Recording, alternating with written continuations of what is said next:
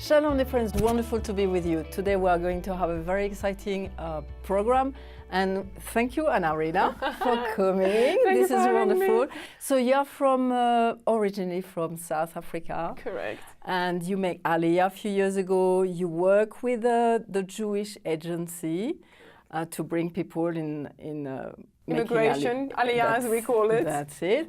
And you work after with the City of David, which is very exciting, knowing where is the City of David, which was the ancient Jerusalem. So we have done all this work. You've done a great work for people to know more about it. Loads of videos about it. It's wonderful. And now, my dear friends, we're going to speak about the timing, why Zion, why people have to focus back into Jerusalem, and what is her name, and all of that.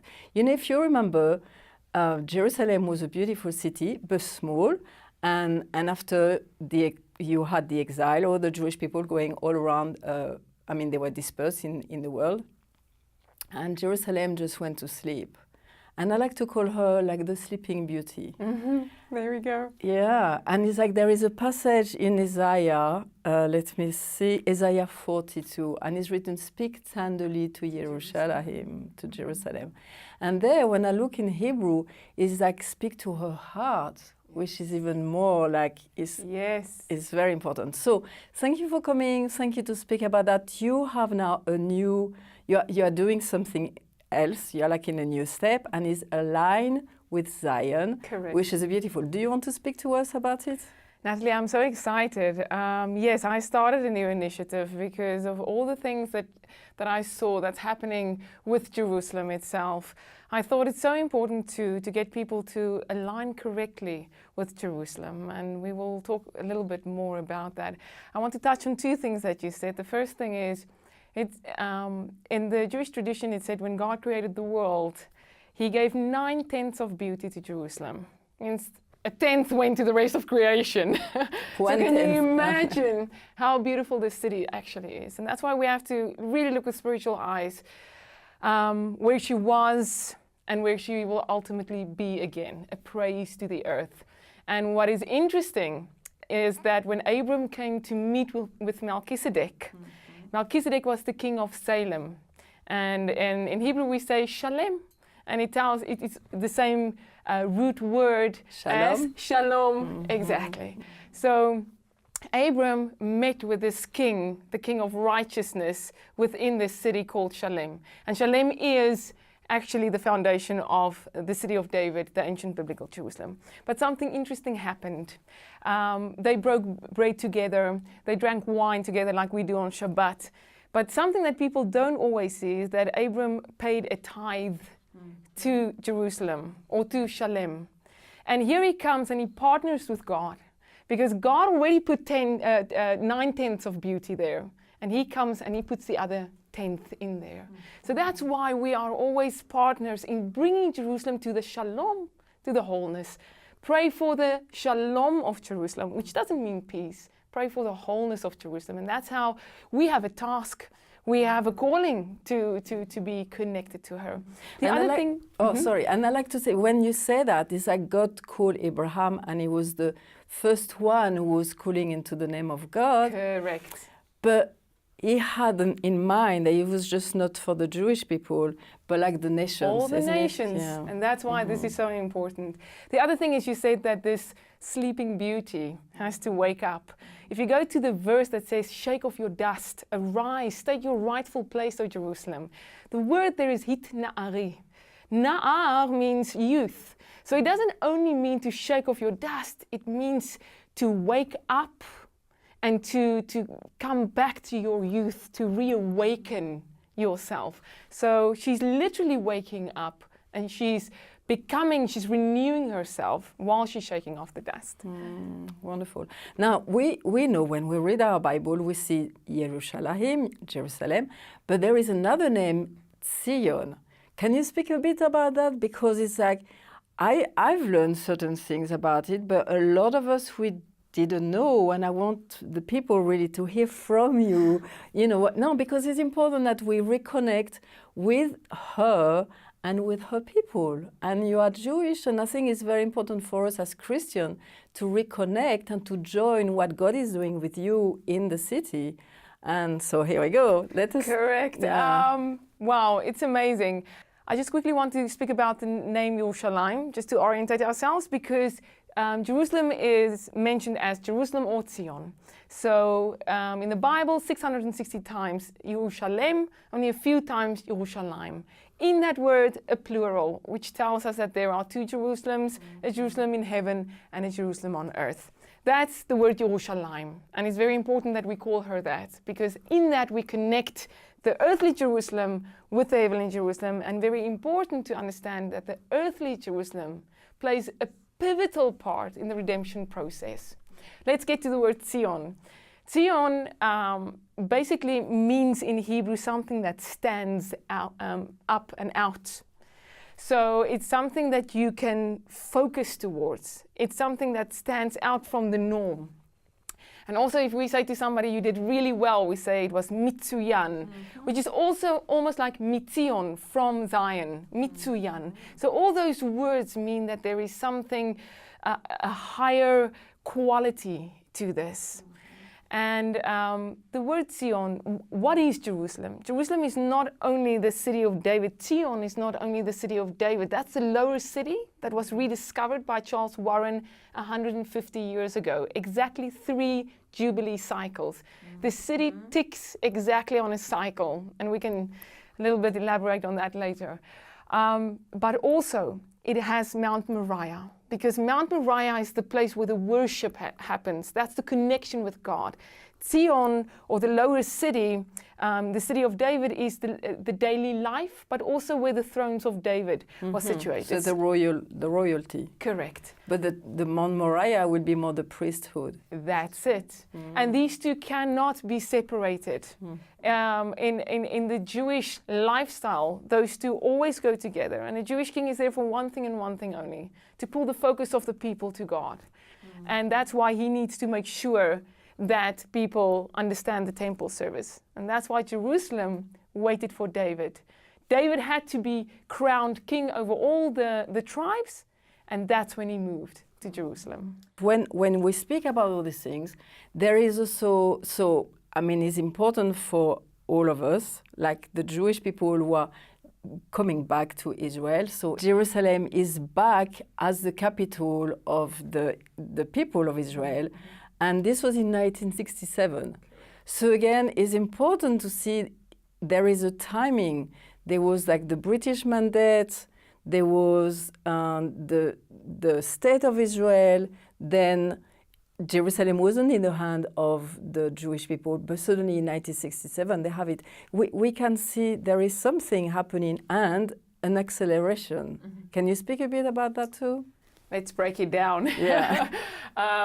Firstly, Jerusalem is not the ancient capital, it's the eternal capital of the Jewish people. So even if the world couldn't see it, she has always, and if I say she, if you look at the Hebrew, it's always male or feminine, masculine or feminine, and the city is always a she. She will shake off her dust, she will be clothed in beautiful clothing again, etc. So just to clarify why I'm always using the word she. Always been the eternal capital of the Jewish people. There is certain principles that were just dormant. It continued, but then it will come back to the understanding of the world, to understand that as well. So 2,000 years, the destruction after Jerusalem was destroyed, Caesar Hadrian came and he built a whole new city on top of her. That's in the year 70, just after the destruction. The Roman Empire. Yeah, and he said, I don't want to be reminded of anything of these Jewish people that gave me so much nonsense. I'm just going to do a whole new thing. The way that he built the city also, you can see on the foundations that he shifted it, because he wanted to create a whole new way of looking at the city. And he called it Aela Capitolina. At the same time, he called the Judea and the Samaria, he called Palestine. That's where the word Palestine comes from, and it was called after the Philistines that didn't even existed at that stage. So city literally built upon city, built upon city. And that phenomenon that we get, or that what we see here in the Middle East, is you get the word Tel all the time. Tel Aviv, Tel Dan, it's a man-made hill. If you go to Jeremiah 30, verse 18, it says, V'nifneta ir al tila. At the end, this city has to be built on her Tel again. It means there's a dedicated location where this city was, and you will be able to see this Tel. And when the excavations are done, you can actually see the different levels. So for this prophecy to be fulfilled, we first have to find this Tel again. And this Tel, this location, lies outside the old city. The verse goes on and it says, and the palace on its proper place. The word there is mishpato, is on its, mishpat is justice, on its just place. So we have to find a palace as well. And in 1993, 1995, Eilat Mazar actually found the palace area, what we believe is the palace area. So first finding the city, then finding the palace. We're gearing up for something. And she was amazing too, this lady, because she was like, no, this is, and everybody was saying, no, it's not the place. How do you know? And she was like, she has some guts saying, no, this is, and she went for it when everybody was saying no. And she said, because she was looking into the Bible. She said, the way that I found it was I was reading in the Bible. It said there was this king, Hiram of Tyre, and that's how she based everything. So this whole thing is speeding up. So this happened, the city itself being rediscovered in 150 years ago. So 2,000 years of city being built upon city. 1,000 years ago, there was a massive earthquake. And the last part of what we knew about the city of David became a quarry. And from there, everything moved into what we know today as the Old City. 450 years ago, Suleiman the Great in the Ottoman Empire came and he rebuilt the walls of the Old City. And that's why everybody thinks that that's Jerusalem. They come to Jerusalem and they think, oh, I've just arrived at the most important place in the ancient city of Jerusalem. And meantime, the treasure lies just outside, so close, but you still didn't get to it. So we are on a spearhead here. We're 2,000 years, 1,000 years, and suddenly 150 years ago, he rediscovers it. 50 years later, Allenby liberates Jerusalem. And 50 years afterwards, we have the 67 war and Jerusalem got liberated. And 50 years after that, we had President Trump that came and he basically said he's moving his embassy. So by that, he says that Jerusalem is the capital. Which is important because it's like suddenly one nation, it's not Israel, who is declaring this is the strongest nation. That's it, the strongest nation in the world, saying, right now, no, I'm recognizing Jerusalem. So he's being in alignment again. That's it. With Zion, not just Jerusalem. I think it's important that we say that, isn't it? And when he came to the Western Wall, he actually he was one of the only president that went to pray there. You're right. So by that he also acknowledged that place as well. And the Western Wall, the Temple Mount, is actually the only place of Zion, of Jerusalem, that's inside the confines of the old city. So it says, take your rightful place. Actually, in Hebrew, it says, Shvi Yerushalayim. It means come, sit down, sit into who you are. So we need to get Jerusalem to take her rightful place again. And through what President Trump did, he basically said that he acknowledged that. And ultimately, the nations will do that as well. And she will ultimately become a praise to the earth. Amazing. But what you are saying also, you have a verse. Could you speak about like the Zion and the little places? Because I think people need to see that what God is doing, He's placing Zion again in the right place, and it's us. He's asking us, okay, look now, Zion is there, and you have to look at her beauty. You need to discover her again. You need to align with Him and with her, because if you align with her, you are aligning with God. That's it. So Jerusalem, Zion is seen as the gateway to prayer. It's the way, and that's why in Jewish tradition we say it's the place where heaven kisses earth. So there's a gateway there, and prayers go through Jerusalem. That's why you have the sanctification process of the world, Israel, Jerusalem, and then you have in Jerusalem, Temple Mount with the court, the holies, and the Holy of Holies. Inside you have the ark, and even the ark, a three-part, it's gold, then it's wood, and then it's gold again. So you can see literally this telescope of sanctification. Now, Daniel, the Jewish people, wherever we were in the world for 2,000 years, we pray towards, 3 times a day, towards the temple, towards Jerusalem. When we are in Jerusalem, we pray towards Temple Mount. God says to his people in Jeremiah 31 that you have to put up markers, almost like Hansel and Gretel, that had to put the breadcrumbs for them to come back. But the word that he uses there, Zionim. Can you hear the word Zion within that word? So he says basically put little pieces of Zion that reminds you of Zion on the road so that you can come back. He says return. You know, when you say that, it reminds me even like an aeroplane. When an aeroplane comes back. When you have to have those lights. Exactly. Yeah. I mean, and it's light. So it's like, Correct. because I heard about like the light of Hanukkah, you know, there is light. There is the light that God has created before the sun and the moon. And it's like he's putting his little lights and say, okay, look, this is the I'm lighting light. up for you. You just have to come. So this is what he says here. Put up markers for yourself that you can return. Why finally now? Why do we have to focus back? The city itself is, as we said, is the gateway for people to pray to. And now that we know the true location, you would like to calibrate yourself. Because if you just a few millimeters, let's take a satellite dish. If you're a few centimeters or millimeters out on Earth, you thousands of kilometers out when you get to space.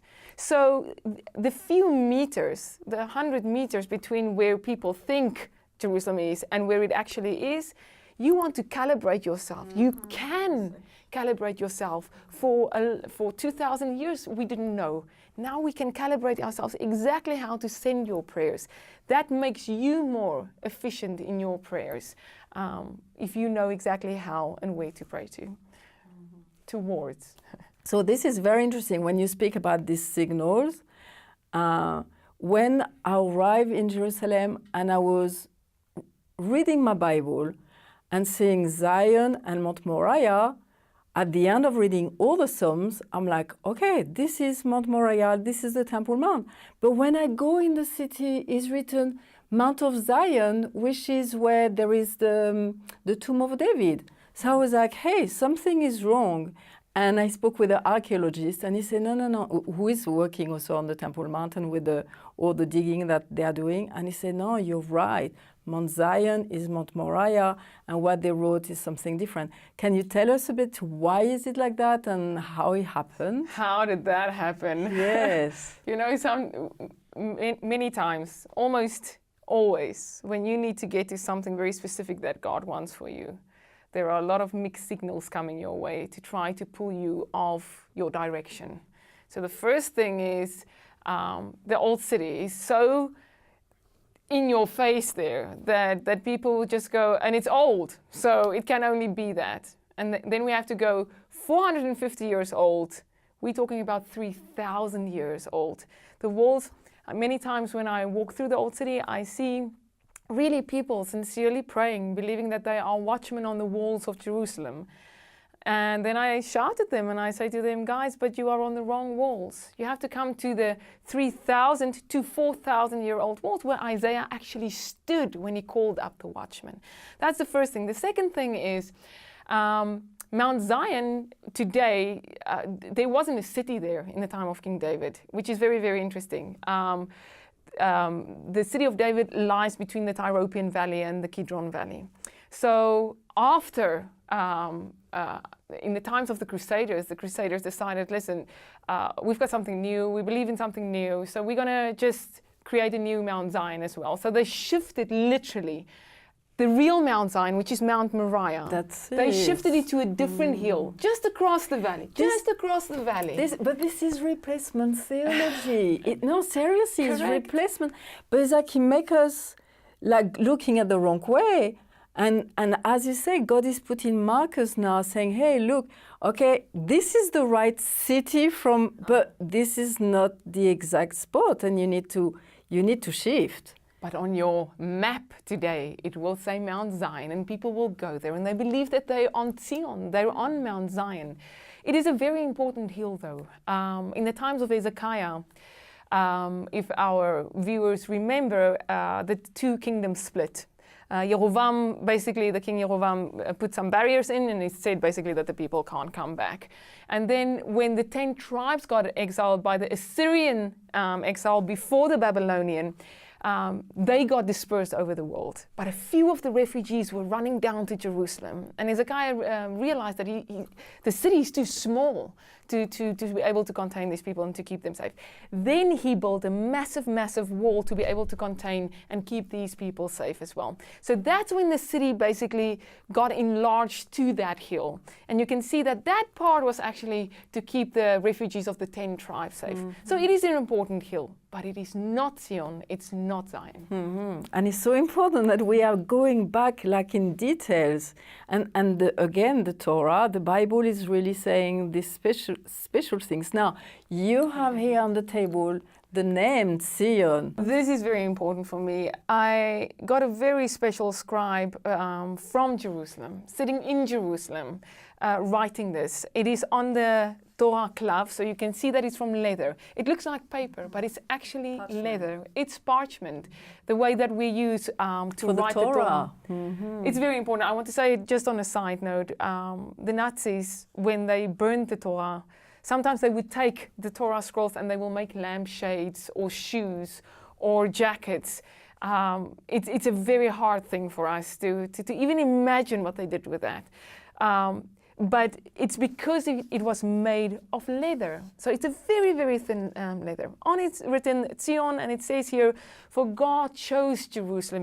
He chose Zion for his dwelling place, because that's where he desired. That's where his desire is. So that all on this parchment. Now, during the diaspora, the Jewish people, wherever they sojourned in the world, they had something telling them exactly what direction to pray towards Jerusalem, wherever we were in the world. So on the wall that faced Jerusalem, they would put something that they can always know exactly, very quickly. Boom, that's Jerusalem, that's my kivun, that's my direction, that's where I'm going to be one day again, the return. So the same thing that we're doing here. I encourage people to buy one of these. It's made in Jerusalem, so it's a piece of Zion that you can put as a marker in your house.